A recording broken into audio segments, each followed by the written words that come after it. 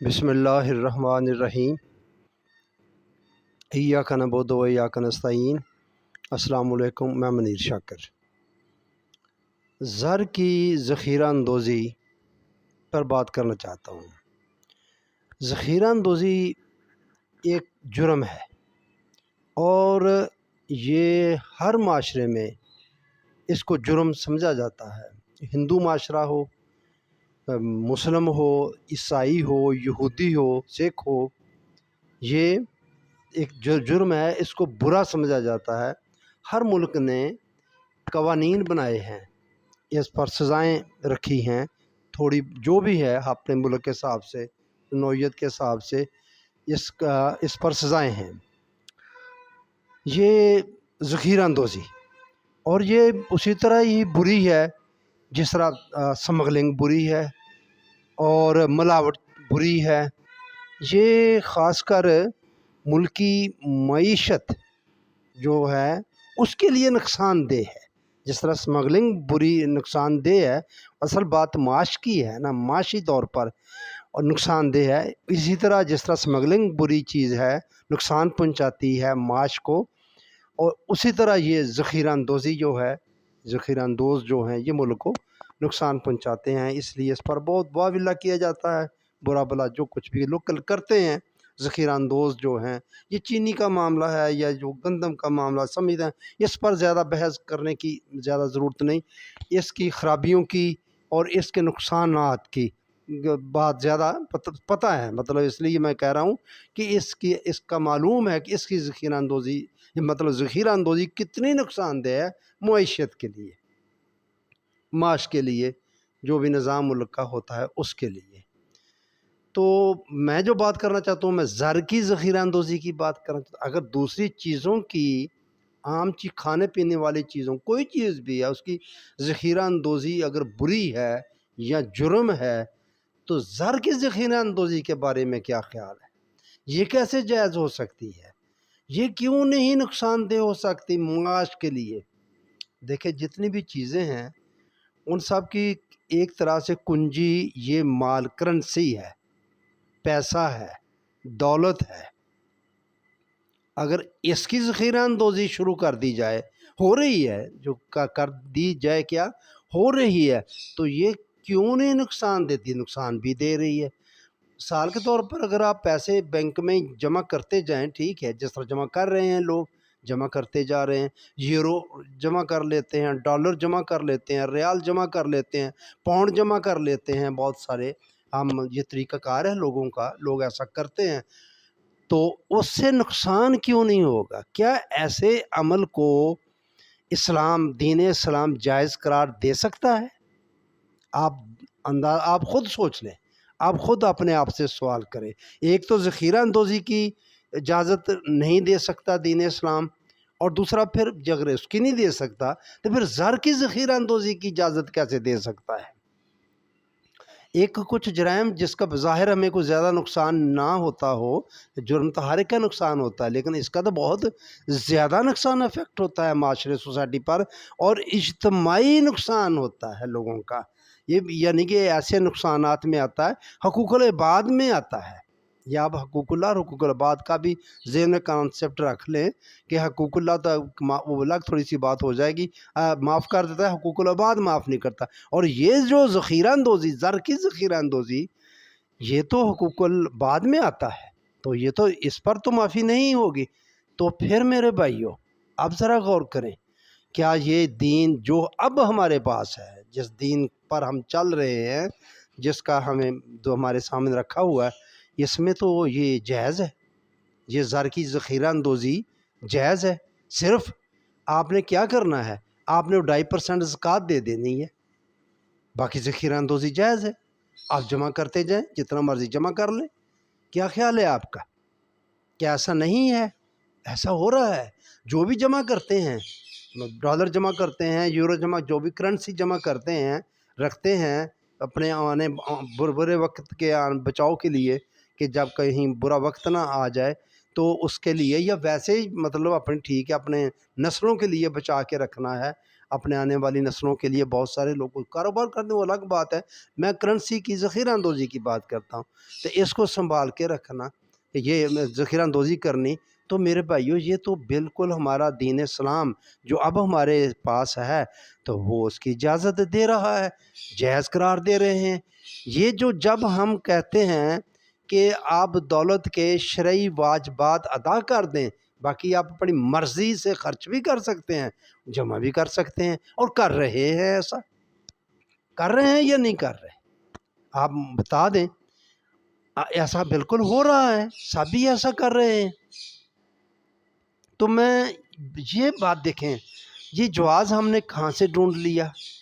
یہ جواز ہم نے اس روایت سے ڈھونڈ لیا جو خارج سے لی ہم نے، وہ جو سورۃ توبہ کی 34 اور 35 دو آیات جو صحابہ پر گراں گزریں، یہ کتنا بڑا الزام ہے، سچی بات ہے، میرے تو رونگٹے کھڑے ہو جاتے ہیں جب ہم یہ بات کرتے ہیں روایت کے ذریعے کہ صحابہ پر وہ گراں گزری، لے تو لال کیا، کوئی ہوا ان کے دل میں، آئے ہی ہوں گے یار یہ اللہ نے کیا کر دیا، یا اس طرح تو یہ معاملہ ہو جاتا ہے۔ تو پھر وہ مطلب کچھ دیر کے لیے آئے، پھر وہ نبی کریم صلی اللہ علیہ وآلہ وسلم کے پاس گئے، حضرت عمر اس گروہ کے سرکردہ تھے، وہ سربراہ بن کر گئے، انہوں نے یہ بات بتائی، صحابہ کرام کی بے چینی، ان کی بے قراری کا اظہار کیا کہ ان آیات کی وجہ سے یہ بات پیدا ہو رہی ہے۔ تو آپ نے آگے سے فرمایا تم زکوٰۃ نہیں دیتے؟ تو انہوں نے کہا جی دیتے ہیں۔ تو آپ نے فرمایا بس بات ختم ہو گئی، ٹھیک ہے، اللہ اکبر کے نعرے لگتے ہوئے عمر واپس آ گئے، اور یہ اس طرح یہ جائز ہو گیا کہ زکوٰۃ دیں، بس مال جمع کر سکتے ہیں آپ۔ تو یہ دیکھیں، مال جمع کر سکتے ہیں، زر کی ذخیرہ اندوزی کر سکتے ہیں آپ، یہ چیز ہے اس میں۔ تو یہ آپ دیکھیں، یہ بات ہم نے اس بات سے ایک خارج سے روایت نکالی، یہ میں بات بتا چکا ہوں۔ سورہ رعد کی 36 نمبر آیت کہ آپ اللہ تعالیٰ فرماتا ہے کہ صحابہ خوش ہوتے ہیں جب ان پر قرآن آیات نازل ہوتی، نبی کریم صلی اللہ علیہ وآلہ وسلم پر آیات نازل ہوتی ہیں تو صحابہ خوش ہوتے ہیں۔ یہ رعد کی 36 نمبر آیت ہے، یہ میں صورت آیت دیکھ سکتا ہے بندہ۔ تو یعنی کہ یہ قرآن کی آیت اس روایت کو ایک طرح سے رد کر رہی ہے، اور آپ وہ دیکھیں، اس روایت کے نقصانات دیکھ لیں آپ، کہ وہ ایک تو بالکل اس روایت کو ماننے سے ہم بالکل یہودیوں کے نظام کی طرف چلے گئے۔ سرمایہ داری اس میں بھی یہی ہے کہ آپ دولت کے مجوزہ ٹیکس جو ہیں وہ ادا کریں اور دولت جمع کر لیں اور مرضی سے خرچ کریں، اور ادھر بھی آپ زکوٰۃ 2.5% دے دیں، جمع کریں اور مرضی سے خرچ کریں۔ یہ چیز اس میں آ گئی، آپ دیکھ لیں، اس کا نقصان دیکھ لیں۔ اور یہ اس روایت سے جو قرآن پاک میں مال جمع کرنے پر عذاب والی آیات ہیں، بھی بڑے سخت وعید اور عذاب بتائے گئے، یہی دو آیات ہیں سورۃ توبہ کی، وہ دیکھ لیں کتنی سخت ہیں۔ تو وہ تو ان پر سب پر سوالیہ نشان ہو جاتا ہے، نفی ہو جاتی ہے ان کی سب کی۔ ان کو وہ اس روایت کو کس طرح منطبق کرتے ہیں ان آیات پر جن پر وہ ہے گن کر رکھتے ہیں، حمازت صورت کی 101 سے 4 نمبر آیات تک۔ تو یہ کس طرح کرتے ہیں؟ تو دیکھیں میرے بھائی، اس ایک روایت کو ڈال کے ہم نے کیا سے کیا بنا دیا، دین کو بالکل بدل کے اس کا ہم نے وہ کر دیا، یہودیوں کا سرمایہ دارانہ نظام، بالکل یہ جو ہے سرمایہ داری نظام وہ بنا کے رکھ دیے۔ ایک تو اس سے یہ دیکھیں، اس سے ایک تو آیات وہ عذاب والی پر سوالیہ نشان ہو گیا، اور ساتھ ہی آپ کو زر کی ذخیرہ اندوزی کی سند مل گئی، بالکل جائز ہو گیا، عین کو دین کے مطابق ہو گیا، زر کی ذخیرہ اندوزی۔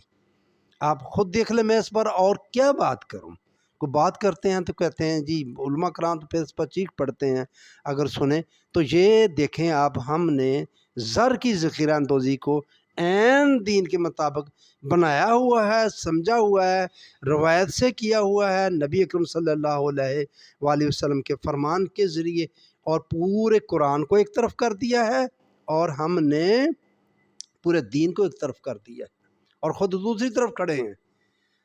قرآن کے ہم دوسری طرف کھڑے ہیں، ہم یہودیوں کے نظام کے طرف کھڑے ہیں۔ یہ جو سرمایہ داری نظام ہے، جو یہ رزق کے تقسیم کا نظام ہے، ہم تو اس طرف آ ہی نہیں رہے. ہمارا کیا نظام ہے تقسیم کا؟ کوئی بھی نہیں ہے، بالکل نہیں ہے. اسی کے مطابق ہی ہے، اسی میں پاماندکاری کر لیتے ہیں، کروا کے ہم چلوا رہے ہیں. یہ بھی جائز ہے، یہ بھی جائز ہے، یہ بھی جائز ہے، اور یہ زر کی ذخیرہ اندوزی بھی جائز ہے.